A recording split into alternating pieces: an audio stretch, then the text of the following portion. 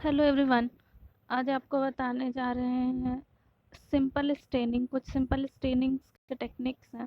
सबसे पहले तो बता देते हैं चैप्टर 2 आपके जो बुक का है कॉमन स्टेनिंग टेक्निक, उसमें कुछ सिंपल स्टेनिंग टेक्निक्स बताया हुआ है जिसमें मिथिलीन ब्लू बताएंगे कैसे किया जाता है, क्या यूज़ है इसका। डाइल्यूट कार्बन फिक्सिन बताएंगे कैसे किया जाता है, इसका यूज़ क्या है। पॉलीक्रोम मिथिलीन ब्लू क्या है, और मिथिलीन ब्लू को ही ल्यूफ्लर कहा जाता है, ल्यूफ्लर मिथिलीन ब्लू कहा जाता है। इन तो सबके बारे में बताने जा रहे हैं, सब कैसे यूज़ करते हैं, सबका यूज़ क्या है और ये करते कैसे हैं। तो सबसे पहले स्टार्ट करते हैं। चैप्टर का ये स्टार्टिंग ही है ये। इसमें ही कुछ स्टेनिंग से रिलेटेड टर्म्स भी है, उसको भी बता देंगे। पहले तो सबसे इसमें काइंड्स ऑफ स्टेन बताया है कि कितने टाइप का स्टेन होता है। चैप्टर का नाम याद रखिएगा, चैप्टर का नाम ये जो दिया हुआ है यहाँ पे कॉमन स्टेनिंग टेक्निक, ठीक है। तो इसमें सबसे पहले काइंड्स ऑफ स्टेन दिया हुआ है कि कितने तरह के स्टेनिंग होते हैं, कितने तरह के स्टेन्स होते हैं। तो स्टेन्स को क्लासिफाई किया गया है, simple stain, differential stain, structural या स्पेशल स्टेन जिसको कहेंगे, ठीक है। तो इसमें सबसे पहले हम बताने जा रहे हैं सिंपल स्टेन। इसमें डिफरेंशियल स्टेन में तो कुछ बताए भी हैं, जैसे डिफरेंशियल स्टेन का ही दो पढ़ना है डिफरेंशियल स्टेन में। एक ग्राम स्टेनिंग और दूसरा पढ़ना है एसिड फास्ट स्टेनिंग, जिसको के नील झील नेंसल स्टेनिंग भी कहा जाता है। तो यही दो पढ़ना है किसमें, डिफरेंशियल स्टेनिंग में। तो दोनों ही का वीडियो बना चुके हैं, ये दोनों ही डिफरेंशियल स्टेनिंग में आता है। डिफरेंशियल स्टेनिंग कहते किसको हैं वो भी उसमें बताए हुए हैं, वहाँ जाकर देख सकते हैं, ठीक है। इसके बाद आ जाते हैं आज आज जो बताने जा रहे हैं वो सिंपल स्टेनिंग इसमें से बताने जा रहे हैं, फिर एक दिन आपको स्पेशल स्टेनिंग भी बता देंगे, ठीक है। तो सबसे पहले सिंपल स्टेनिंग बताने जा रहे हैं। सिंपल स्टेनिंग के बारे में पहले जो बताया है कि सिंपल स्टेनिंग टेक्निक्स यूज़ किया जाता है स्टडी करने के लिए, किस चीज़ को, मॉर्फोलॉजी को, कि बैक्टीरिया के मॉर्फोलॉजी को अच्छे से और स्टडी कर पाते हैं जब सिंपल स्टेनिंग किया जाता है। तो इसके अलावा सेलुलर नेचर और कंटेंट, सेल का नेचर, सेल का स्ट्रक्चर उसका कैसा होता है, ठीक है। बाकी उसके इंट्रासेलुलर स्ट्रक्चर जो होते हैं बैक्टीरिया के सेल में, उसके जो इंट्रासेलुलर ऑर्गेनल्स होते हैं वो उसका लोकेशन, ये सब हम जान देख सकते हैं किससे, सिंपल स्टेनिंग की मदद से। और staining process involves emerging the sample, मतलब जो भी सैंपल है, यानी जैसे स्प्यूटम लिया है या फिर ब्लड लिया है, जो भी सैंपल लिया है उसका जब इसको जो कैसे करना है, तो एक कंटेनर में इसको पूरी तरह से स्टेन से फ्लडेड कर देते हैं, भर देते हैं, और उसमें स्लाइड को रख देते हैं, सैंपल को रख देते हैं जिसको हमको स्टेन करना है, ठीक है। उसके बाद उसको ऑब्जर्व करते हैं। रिंस मतलब भी वही डुबोना या भिगोना होता है, मर्ज करना का भी मतलब डुबोना होता है। और simple staining is one method, ऐसा मेथड है जिसमें वन एक ही डाई का यूज़ किया जाता है, एक से ज़्यादा डाई का यूज़ नहीं किया जाता है। और इसमें डायरेक्ट स्टेन किया जाता है। बेसिक डाई जो यूज़ किया जाता है डायरेक्ट, मतलब यहाँ पे दो डाइस का यूज़ किया जाता है, स्टेन एक ही होता है, दो डाई यूज़ किया जाता है, एक बेसिक डाई यूज़ किया जाता है, एक एसिडिक डाई। एसिडिक बेसिक क्यों बोल रहे हैं, तो इसका जो पीएच होगा, और पीएच ज़्यादा होता है तो बेसिक होता है, कम होता है तो एसिडिक होता है, वो तो मालूम ही होगा। पीएच के अकॉर्डिंग तो जानते ही होंगे एसिडिक बेसिक क्या होता है। तो बेसिक डाई जो रहेगा पीएच के अकॉर्डिंग बताया हुआ है, वो उसमें यूज्ड इन डायरेक्ट स्टेन। और एसिडिक डाई जो होगा वो यूज़ करेंगे इन नेगेटिव स्टेन। तो यहाँ पे डायरेक्ट स्टेन और नेगेटिव स्टेन अगर नहीं पता है तो ये देख सकते हैं कि आपका डायरेक्ट स्टेन किसको कहा जाता है, जब स्टेनिंग किया जाएगा और जो ऑर्गेनिज्म होगा वो सिर्फ स्टेन होगा, उसका बैकग्राउंड स्टेन नहीं होगा, तो उसको डायरेक्ट स्टेन कहेंगे। और नेगेटिव स्टेन उसका उल्टा होता है, मतलब इसलिए अनअल्टर्ड लिखा हुआ है, सॉरी अनअल्टर्ड हो जाता है, लेफ्ट अनअल्टर्ड, यानी कि ऑर्गेनिज्म जो होगा वो स्टेन नहीं होगा और उसका बैकग्राउंड स्टेन होगा, दोनों एक दूसरे का अपोजिट है। डायरेक्ट स्टेन में ऑर्गेनिज्म स्टेन होगा और बैकग्राउंड स्टेन नहीं होगा।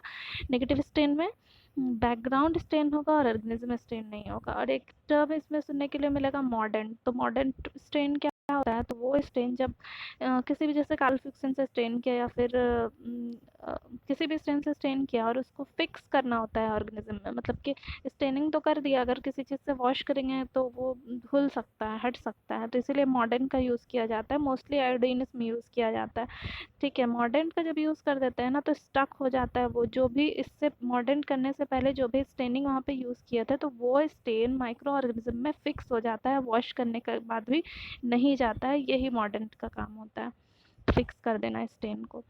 इसके बाद आ जाते हैं, सबसे पहले जो बता रहे हैं वो ल्यूफलर मिथिलीन ब्लू है। सिर्फ मिथिलीन ब्लू बोलिए या ल्यूफलर मिथिलीन ब्लू बोलिए, एक ही बात होती है, ठीक है। मतलब ये ल्यूफलर साइंटिस्ट हैं जो इसको बताए थे, इसीलिए उसको ल्यूफलर मिथिलीन ब्लू भी बोल सकते हैं, नहीं तो सिर्फ मिथिलीन ब्लू भी बोल सकते हैं। इसका मेथड ऑफ स्टेनिंग बताया हुआ है। तो flood the smear in methylene blue, यानी कि एक कंटेनर ले लेंगे, उसमें स्लाइड रख दिया और उसको पूरी तरह से उस मिथिलीन ब्लू से उस कंटेनर को भर देंगे। तो मतलब पूरा अच्छे से सैंपल उसमें डूब जाना चाहिए, स्लाइड डूब जाना चाहिए, और 2 मिनट तक उसको छोड़ देंगे। 2 मिनट तक छोड़ने के बाद वहाँ से निकालेंगे और एयर ड्राई करेंगे, यानी कि सूखने के लिए छोड़ देंगे। थोड़ा सा टेढ़ा स्लैंट पोजीशन पे रख के उसको सूखने के लिए छोड़ देंगे ताकि सूख जाए, तो अच्छे से रिटेन कर ले स्टेन को, बैक्टीरिया और माइक्रो ऑर्गेनिज्म जो भी होगा या सैंपल टिश्यू जो भी होगा वो अच्छे से रिटेन कर लेगा। अब यूज़ इसका कहाँ पे किया जाता है, तो ये बताया हुआ है कि इसका स्टेनिंग किया जाता है मॉर्फोलॉजी देखने के लिए। मॉर्फोलॉजी के लिए ऑर्गेनिज्म यहाँ पे लिखा है, ऑर्गेनिज्म की मॉर्फोलॉजी देखने के लिए। कौन से ऑर्गेनिज्म की, तो एच इन्फ्लुएंजा, CSF लिया जाता है यहाँ पे, सेरेब्रल स्पाइनल फ्लूइड, जो स्पाइनल या ब्रेन से जो फ्लूइड लिया जाता है एज अ सैंपल, तो उसमें देखा जाता है H influenza, bacteria haemophilus influenza bacteria, और यूरेथ्रल पस लिया जाता है बैक्टीरिया देखने के लिए, जेनोकोकाई। तो ये यूज़ है इसका।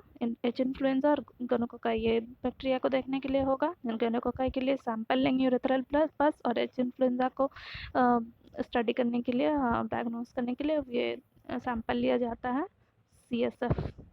इसके बाद आ जाते हैं दूसरा स्टेन जो है, दूसरा सिंपल स्टेन जिसको कि क्या कहते हैं, पॉलीक्रोम मिथिलीन ब्लू। तो Polychrome methylene blue actually advanced कर दिया जाता है, मॉडिफाई कर दिया गया है थोड़ा सा मिथिलीन ब्लू को ही, और बन गया है पॉलीक्रोम मिथिलीन ब्लू। तो कैसे पॉलीक्रोम मिथिलीन ब्लू बनाया गया है मिथिलीन ब्लू से, वो बताया हुआ है। तो ल्यूफलर मिथिलीन ब्लू को ही राइप पेन कर दिया जाता है, यानी कि छोड़ दिया जाएगा कुछ समय के लिए, जैसे जैसे कच्चा आम जो रहता है वो कुछ दिन छोड़ देने पे पक जाता है, तो वही बात यहाँ पे हो रही है कि स्टेन को कीप हाफ वाटर बॉटल, जिस भी बॉटल में मिथिलीन ब्लू को लेंगे पॉलीक्रोम मिथिलीन बनाने के लिए, उसको हाफ ही भरेंगे, पूरा नहीं भरेंगे, क्योंकि थोड़ा सा जगह छोड़ देना है हमको एयर के लिए, ताकि वहाँ पे एयर रहे, क्योंकि ये एयर के से ही मिक्स होकर के ऑक्सीडाइज होकर के ही क्या बना देता है, पॉलीक्रोम मिथिलीन ब्लू बना देता है। जैसे बॉटल है, आधा भर दिया है हम मिथिलीन ब्लू से, ऊपर में एयर भरा हुआ है, तो थोड़े थोड़े टाइम पे इसको हमको शेक करना पड़ेगा। शेक करेंगे तो यहाँ पे जो खाली स्पेस में एयर है वो क्या होता जाएगा, इसमें मिक्स होता जाएगा, तो ये ऑक्सीडाइज होता जाएगा, और ऑक्सीडाइज होकर के बना देता है पॉलीक्रोम मिथिलीन ब्लू। इसके अलावा एक चीज़ याद रखना है कि इसमें हमको मिलाना क्या है, तो एडिशन ऑफ पोटेशियम क्लोराइड, इसमें पोटेशियम क्लोराइड भी मिलाते हैं, और इसको रखते हैं कितने दिन, 12 मंथ तक उसको छोड़ना होगा, और थोड़ा थोड़ा टाइम पे उसको शेक करते रहना होगा ऑक्सीडाइज करने के लिए, ताकि ऑक्सीडेशन हो जाए, मतलब एयर वाला पार्ट से एयर से ऑक्सीजन उसमें जाता जाए, उसके लिए उसको शेक करते रहना होगा, और 12 मंथ तक छोड़ देना होगा पोटेशियम क्लोराइड मिला करके, तो वो बन जाएगा मिथिलीन ब्लू से पॉलीक्रोम मिथिलीन ब्लू। और इसका यूज़ कहाँ होता है ये बताया हुआ है, तो डेमोन्स्ट्रेट करने के लिए कौन से बैक्टीरिया को, तो बी एंथ्रेसिस को, और ब्लू कलर का ये बैसिली है, एक रेड शेप बैक्टीरिया है जो ब्लू कलर का दिखाई देगा, और surrounded by purple capsular material, उसके बैसिली के ऊपर कैप्सूल भी रहता है जो कि पर्पल कलर का स्टेन होगा। तो बियांथ्रेसिस को डायग्नोस करने के लिए पॉलीक्रोम मिथिलीन ब्लू का यूज़ किया जाता है। अब ये लास्ट सिंपल स्टेन है, लास्ट वाला सिंपल स्टेन बच गया। इसमें इसका प्रिपरेशन कैसे है, तो प्रिपेयर किया जाता है, डाइल्यूट है, कार्बल फिक्सिन मालूम होगा कि स्टेन होता है, तो इसको डाइल्यूट कार्बल फिक्सिन जो है वो सिंपल स्टेन हो जाएगा। तो डाइल्यूट किसी को भी कैसे बनाया जाता है ये मालूम ही होगा कि डिस्टिल वाटर मिला देते हैं तो वो डाइल्यूट बन जाता है, कुछ भी अगर कंसनट्रेटेड होगा तो डाइल्यूट कार्बल फिक्सिन बनाने के लिए हमको चाहिए कार्बल फिक्सिन ले लेंगे, और 1/15 यूजिंग डिस्टिल वाटर, ठीक है, और 1/15 पार्ट जो है डिस्टिल वाटर इसमें ऐड कर देंगे, तो ये बन जाएगा डाइल्यूट कार्बल फिक्सिन।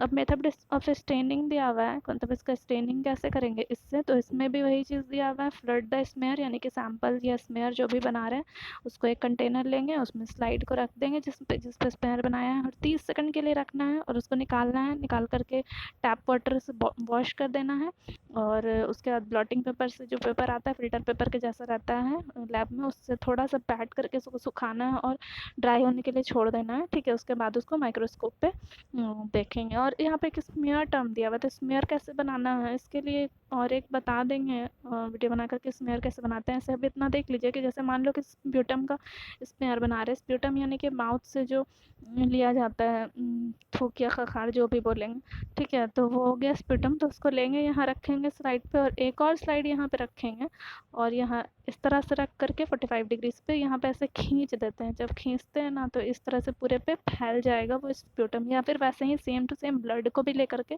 ब्लड स्मेयर या फिर स्प्यूटम स्मेयर बनाया जाता है। इसी को ब्लड फिल्म भी बोला जाता है अगर ब्लड का बनाया जाता है तो इस तरह से स्मेयर का प्रिपरेशन कर लेंगे।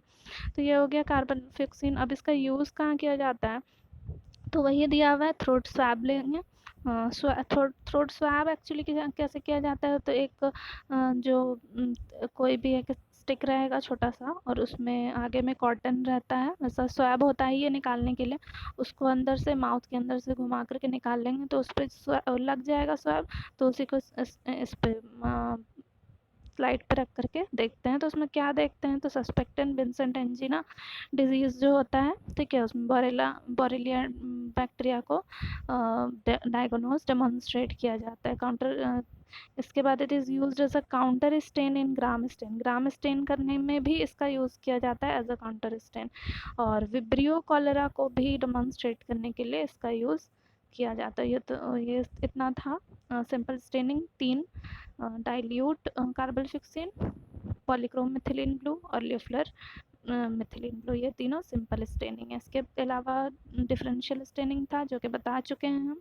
डिफरेंशियल स्टेनिंग में 2 ही था, एक ग्राम स्टेनिंग और एक एसिड फास्ट स्टेनिंग, दोनों बता चुके हैं। बच गया स्पेशल स्टेनिंग या स्ट्रक्चरल स्टेनिंग, उसको अब नेक्स्ट वीडियो में बता देंगे।